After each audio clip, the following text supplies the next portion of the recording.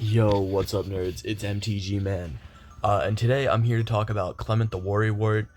So I've said before, my girlfriend really likes frogs, so I thought about like what kind of frog deck would I make her, right?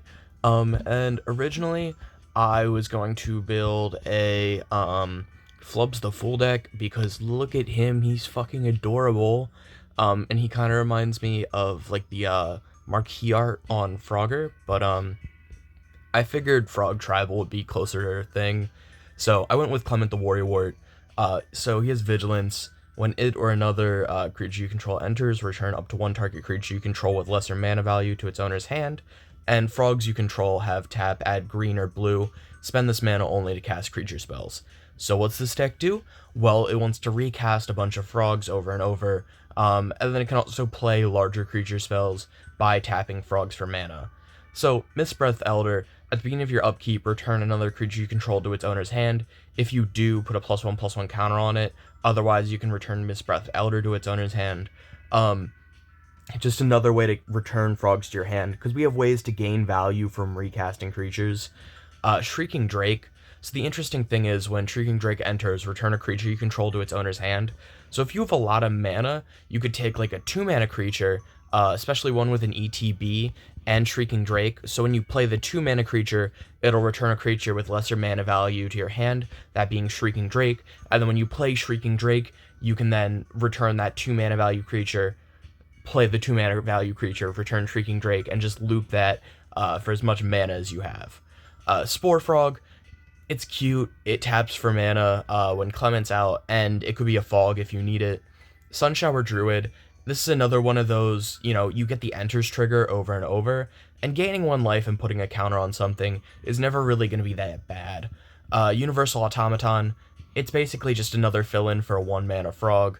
Valley Mightcaller, whenever another frog and then other creature types we don't care about enters, you can put a +1/+1 counter on it. So if we just keep recasting creatures by returning them to the hand with Clement, we'll just keep getting more counters on it. Bellowing Crier, when it enters, we draw a card, then discard a card. It's just nice to recast and keep drawing cards. Doorport Mage, when one or more other creatures you control leave the battlefield without drawing or without dying, draw a card, and you can pay 1 blue to return another target creature you control to its owner's hand. So I mean, Clement is going to return things to our hand, and every time he does, we'll just draw more cards. Dustshell Crawler, it's not a frog, so we can't tap it for mana, but getting to like reuse the +1/+1 counter effect to give a bunch of creatures trample, every time we return it to the hand and recast it. Poison Dart Frog, I just thought he was fucking adorable. You can also, it's a mana dork by itself, so that's not bad. Plus Death Touch is a solid ability. Polywog Prodigy, whenever a creature you control enters, if it has greater power or toughness than this creature, put a +1/+1 counter on it. So I mean, when you're recasting creatures, theoretically some of them will have, the ability to re-trigger evolve. And whenever an opponent casts a spell with mana value less than Polywog Prodigy's power, draw a card. Note, has to be a non-creature spell, but still just a way to draw more cards. Pawn Prophet, enters, draw a card. Just nice and recastable, and it's a frog. Three Tree Scribe, when it or another creature you control leaves the battlefield without dying, put a +1/+1 counter on target creature you control. So it'll get bigger every time you return things to your hand with Clement.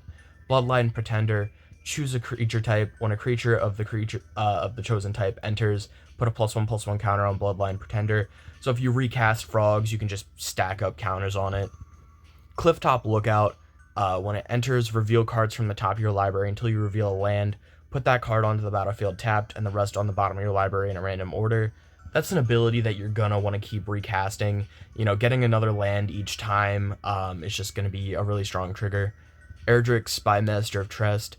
Whenever a creature deals combat damage to one of your opponents, its controller may draw a card. So if you swing at an opponent with 4 creatures, they all hit, you're drawing 4 cards.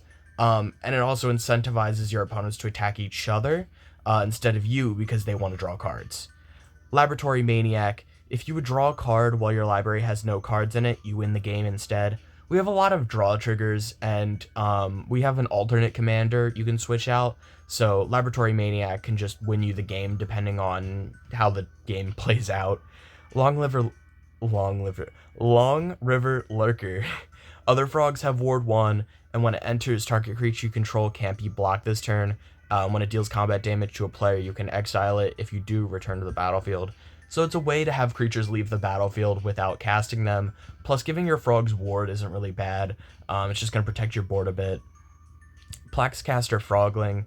When it enters, you put 3+1/+1 counters on it. And whenever another creature enters, you can move a +1/+1 counter from it onto it. So, I mean, it enters with 3 counters. You could move 2 counters onto something else, and then the next 4 mana creature, you just return it to your hand so that you can replay it with 3 counters. Plus, it'll give your creatures with +1/+1 counter Shroud. And it's a frog, so it can tap for mana. So, I mean, it kind of does everything the deck wants. It is good to replay, it protects your creatures, and it just has a little bit of a +1/+1 counter synergy, which while the commander doesn't care about +1/+1 counters, there's a handful of cards that do in this deck, so I just thought it worked. Rampant Frog Antua. Interesting. It gets +10/+10 for each player who has lost the game. And I mean, sure, if you win with something other than damage, that doesn't really matter. But it deals damage to a player. You can mill that many cards and put any number of land cards from among them onto the battlefield tapped. I just thought it was interesting. I thought it was fun. So, it got in. Realm Walker. When it enters, choose a creature type. Look at the top card of your library at any time, and you can cast creature spells of the chosen type. So it's a way to cast more frogs. Unctus Grand Metalact. So other blue creatures have, whenever this creature becomes tapped, draw a card, then discard a card. So since you're tapping your frogs for mana too, whenever you tap them for mana, you'll be able to, loot, which is good.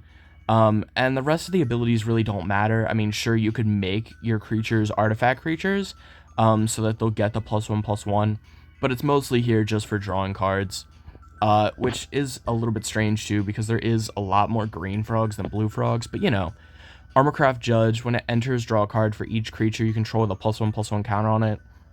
It serves 2 main purposes. A, drawing cards is good, and we have a number of ways to give things counters, but B, it's also 4 mana. If you'll notice, most of the creatures are going to be under 4 mana, so we need ways to bounce the 3 and 2 mana creatures back to our hand. Dream Dew Entrancer. When it enters, tap up to 1 target creature and put 3 stun counters on it. If you control that creature, you draw 2 cards. So you could either just keep reusing this ability to lock something down, or you could just... it enters, I put the 2 counters on something that I control, I draw 2 cards, and then I bounce that thing right back to my hand anyway, if it has lesser mana value. So it could just be a way to draw cards.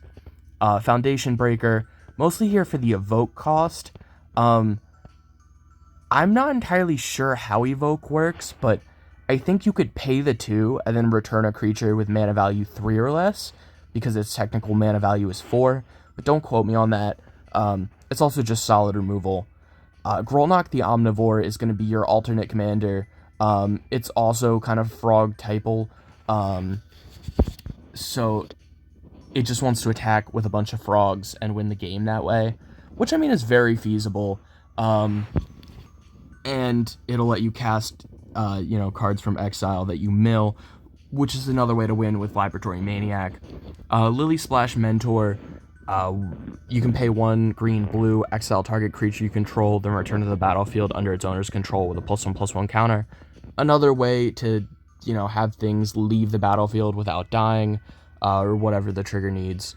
20-toed Toad. Your maximum hand size is 20. Whenever you attack with 2 or more creatures, put a +1/+1 counter on 20-toed Toad, then draw a card. And when it attacks, you win the game if there are 20 or more counters on it, or if you have 20 or more cards in hand. The ability to get 20 or more counters on it is a little bit fishy, and 20 or more cards in hand is kind of meh, but there is a fair amount of +1/+1 counter payoffs here, so, I mean, there's a chance it could get 20 counters. Muldrifter, same with the evoke thing, where you're going to be able to get things back that are, 4 mana value or less, plus it draws you cards. Octomancer, at the beginning of each end step, create a token that's a copy of target creature token that entered the battlefield this turn. So yes, you'll be able to create an octopus if you gift an octopus. The deck only really does so much with creature tokens. However, um, it's each end step. So I mean, you could just take tokens that your opponents create. Voracious Great Shark. It's a counter spell. Plus, you have frogs that'll all be tapping for mana, so it'll be pretty reasonable to play. Soul of the Harvest. Whenever another non-token creature enters, draw a card. Again, if we're just going to keep bouncing and replaying creatures, might as well draw cards off of it. Titan of Litjara. When it enters or attacks, you draw a card for each other creature you control that shares a creature type with it. If you do, discard a card. When it enters, you get to choose that creature type. So, frogs. This could be a way to draw 4 or 5 cards depending on what you need and what you have out. Sinks to the Second Sun. Beginning of your post-combat main phase, there's an additional beginning phase after this phase. So, since you probably tapped all of your frogs to play Sphinx of the Second Sun, you then get to untap them on your second untap, upkeep, draw. So it just seemed pretty solid. Soul Ring for ramp, Arcane Signet, Felwar Stone, Simic Signet, Talisman, Door of Destinies. When it enters, you choose a creature type. When you cast a spell of the chosen type, put a charge counter on it, and creatures you control get a +1/+1 for each charge counter on it. So you choose Frog.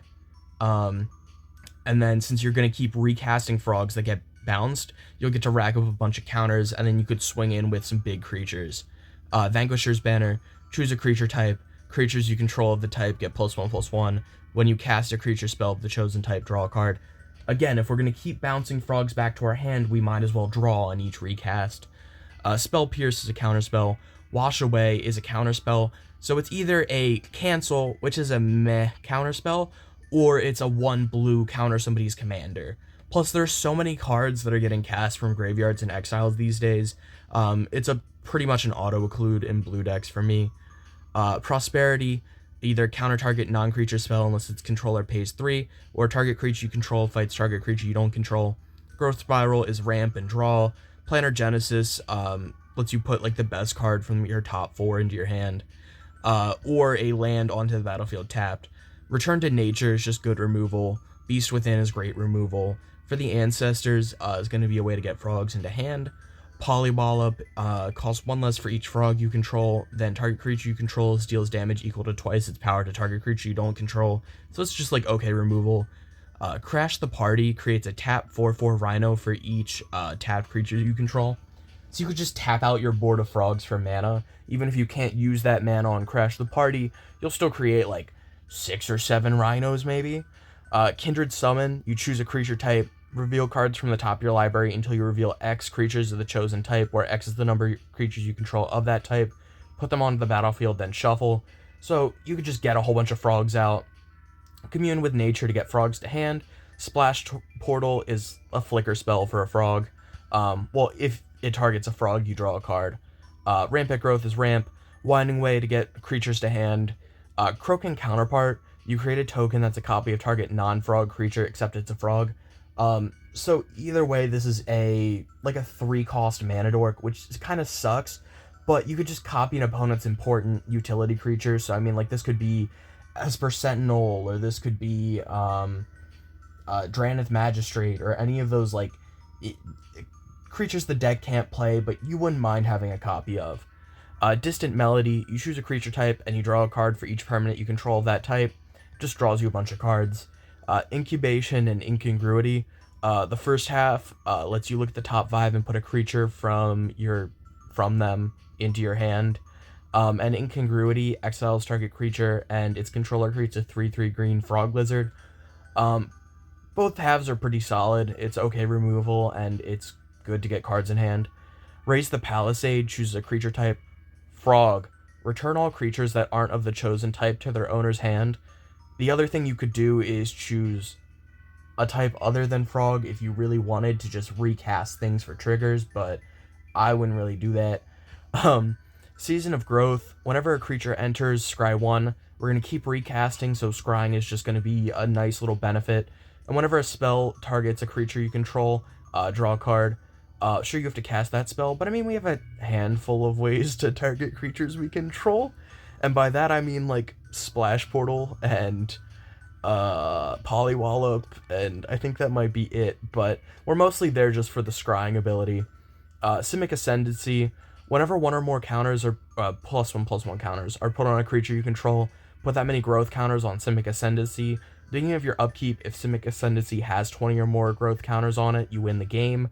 If we're just going to keep recasting things and keep getting counters, theoretically Simic Ascendancy could be a way to win.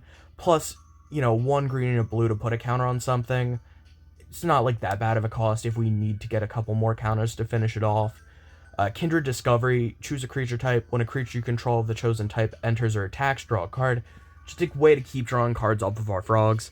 Then, of course, Command Tower, Forest, Hinterland Harbor, Islands, Oak Hollow Village, to put a +1/+1 counter on each frog you control that entered this turn. Islands, Overflown Basin, Temple of Mystery, and then Vine Glimmer Snarl. Pretty kind of like simple. It's about $100. So just to play a little test hand here. This test hand kind of hurts, but I think I'd still have to keep it because you can go Forest into Incubation. Look at the top 5. Put Laboratory Maniac and the rest on the bottom. Play an Island for turn. We're going to go Arcane Signet. We're going to pass. We're going to go Island. We're going to go Simic Signet. We're going to tap out Player Commander. Okay, and then you go Sunshower Druid, put a +1/+1 counter, gain 1 life, put the counter on Clement. Then we'll go Pawn Prophet, enters, we draw a card, return this to our hand. Play our Sunshower Druid, put the counter on Clement.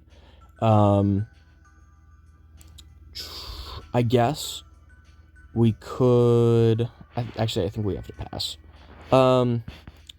This point, we can tap 3, play Plaxicaster Frogling, returned Prophet to our hand, Pawn Prophet, return Druid to our hand, draw a card off of Prophet, Sunshower Druid, and then I guess we would pass turn here, put the counter on Clement, of course.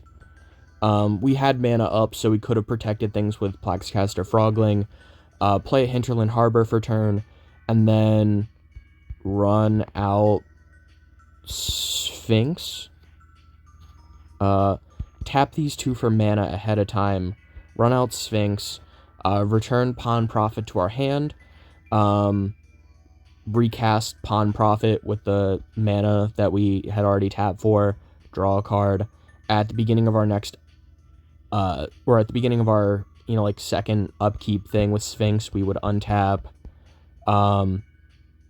probably Shrieking Drake, return Pawn Prophet to our hand, Pawn Prophet, return Shrieking Drake to our hand, draw a card, Shrieking Drake, return Pawn Prophet to our hand, tap 2, play Pawn Prophet, return Shrieking Drake to our hand, and then at this point, next turn, we either Kindred Summons, and search for, 3 more frogs, or we return all of our opponent's shit to their hand, but either way, we're in a pretty commanding position, and that's just how the deck works.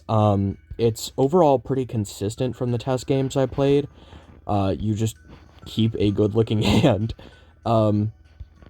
Forest, Druid, put the counter on Druid, Forest, run out Poison Dart Frog, pass, Island, Clement the worrywort, pass, Dustshell Crawler, put the counter on Clement, return Sunshower Druid to our hand, play Sunshower Druid, put the counter on Clement. Clement's a 4/5 trampler now, play an Island, go for Rampant Frogantula, return Dustshell to our hand, tap for 2, play Dustshell, put the counter on Clement, return Druid to our hand, tap Clement, play Sunshower Druid, gain the life, put the counter, and you just kind of build up this board by putting counters on things and just recasting spells, to where it doesn't even feel like you're returning things to your hand, it feels like you're just getting extra value. But that's been it. It's been MTG Man signing off. Peace, y'all. Let me know what y'all want to see next.